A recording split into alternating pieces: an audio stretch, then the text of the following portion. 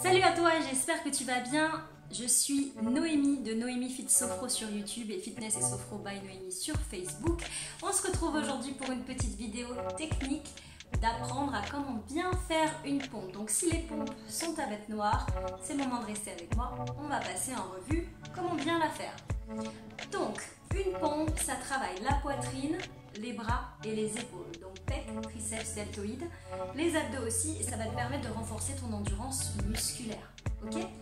Donc ça, c'est ce que ça travaille.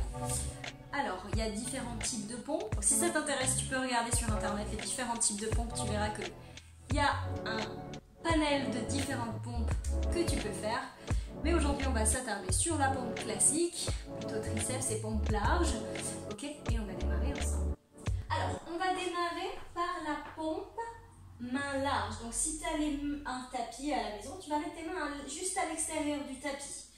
Ok, donc tu vas serrer tes abdos. Qu'est-ce qu'il faut savoir en pompe? Tu peux faire genou ou orteil, et puis à la fin, je te ferai un petit point sur genou ou orteil. Donc les mains à l'extérieur du tapis, les abdos serrés, tu vas monter sur tes orteils. Ici, tu vas t'assurer que ta nuque n'est pas rentrée, que tu regardes bien vers l'avant légèrement. Tes abdos sont serrés, tu dois descendre en un seul. Ok, tout ton corps descend de un seul. Tu serres tes abdos et tes fessiers et tu descends légèrement le coccyx. On va descendre poitrine au coude. Si tu arrives à aller plus bas, vas-y. Mais si tu es débutant, poitrine au coude, ça suffit. Ok?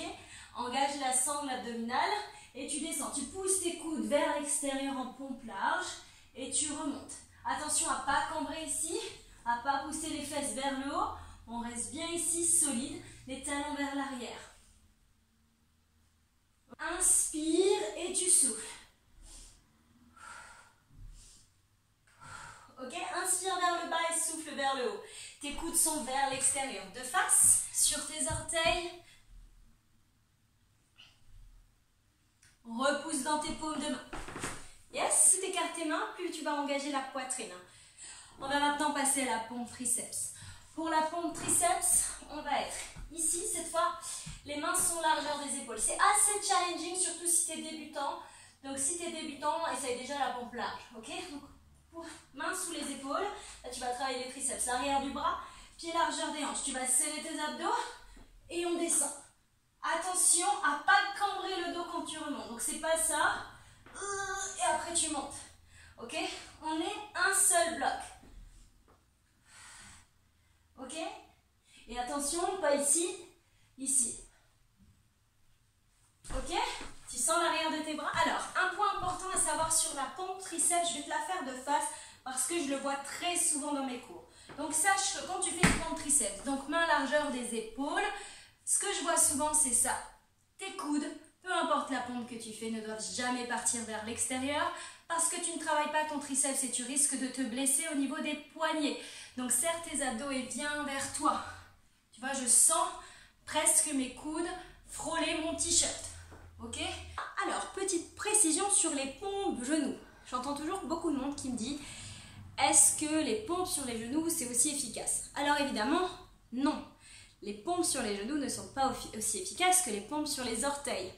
Parce que vous allez engager moins de muscles, ça va être moins sollicitant pour vos muscles. Cependant, si vous êtes débutant, c'est mieux de faire sur les genoux. Et un petit truc pour apprendre à faire des pompes sur les orteils, c'est d'en faire un petit peu chaque jour. Vous pouvez essayer pendant quelques jours. Vous faites autant de pompes sur les genoux que vous arrivez à faire. En pompe large, j'en parle, hein, cette fois. Ensuite, une fois que vous avez atteint 16 pompes sur les genoux, réussies techniquement, ok, vous allez essayer d'en faire 2 sur les orteils. Et vous continuez 14 autres sur les genoux. Et vous augmentez progressivement, ok, à condition de toujours maîtriser la technique des pompes. Ça marche? Et c'est comme ça que vous allez pouvoir faire des pompes sur les orteils. Si vraiment c'est trop dur, une autre technique, c'est la suivante, c'est d'utiliser un plan incliné. C'est-à-dire que si à la maison tu as un canapé, ou si tu es dans la rue, que tu as une chaise, tu peux utiliser un plan incliné. J'espère que cette vidéo t'a plu. Si c'est le cas, n'hésite pas à la partager, à t'abonner et à la commenter. On se retrouve très bientôt pour une nouvelle vidéo. Ciao!